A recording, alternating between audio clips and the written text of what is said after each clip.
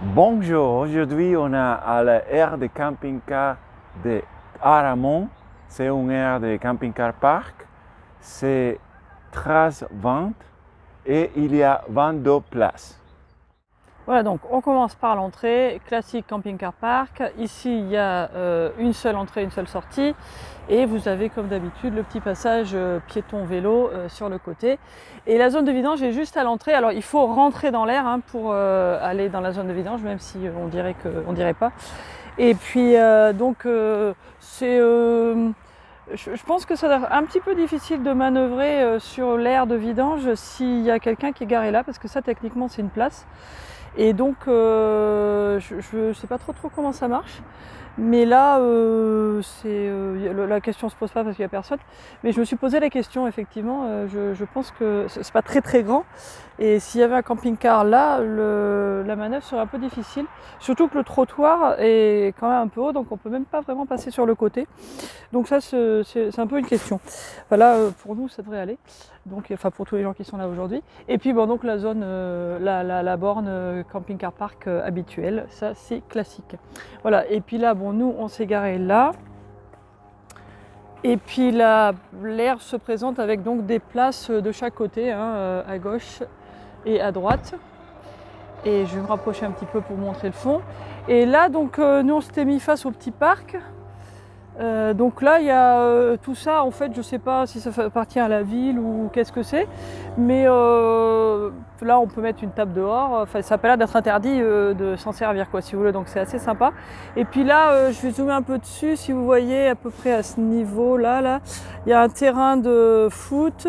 Et puis un peu plus, il y a un terrain de rugby. Il y a 2-3 trucs. Et pas loin, il y a un collège.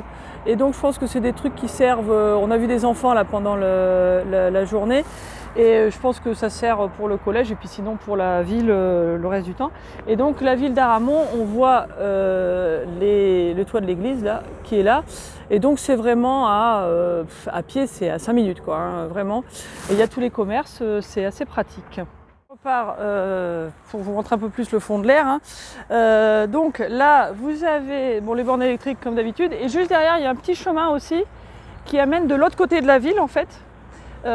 Donc ça, c'est sympa. Il y a une espèce de petite rivière ou un petit, je sais pas quoi d'ailleurs, un torrent. Enfin.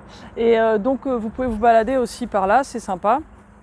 Et puis donc voilà, vous avez le reste de l'air ici qui ressemble à ça. Et je reviens vers nous pour vous parler un petit peu plus de certaines choses qu'il faut savoir. Je veux juste dire, ça se voit pas tellement en fait quand on arrive, on dirait que c'est plat, mais nous on a mis les cales parce qu'on était quand même légèrement vers l'avant.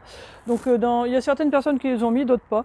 Nous on les a mis, je pense qu'il y a certains emplacements qui doivent être un peu plus en pente que les autres. Alors donc, Aramon, c'est un petit village qui se trouve à une quinzaine de kilomètres d'Avignon et à peu près pareil, je crois 17 kilomètres de Beaucaire. Donc en fait c'est sur la route pile poil entre les deux.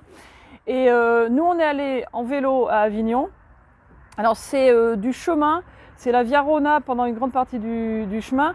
À un moment, c'est encore, je pense que c'est officiellement la Via Rona, mais c'est vraiment un chemin. Donc si vous avez un vélo de route, ça ne doit pas être très top.